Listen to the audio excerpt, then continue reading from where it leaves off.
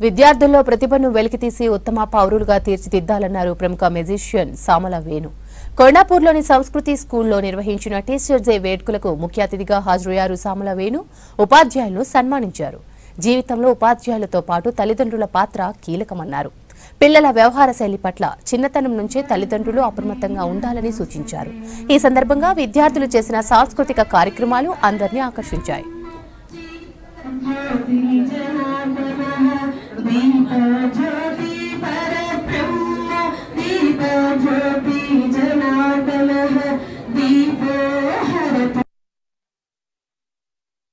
Teachers day అధ్యాపకుల దినోత్సవ సందర్భంలో సంస్కృతి గ్రూప్ ఆఫ్ స్కూల్స్ వాళ్ళు నిర్వహిస్తున్న ఈ సందర్భంలో ఇక్కడ నన్ను చీఫ్ గెస్ట్గా పిలిచారు.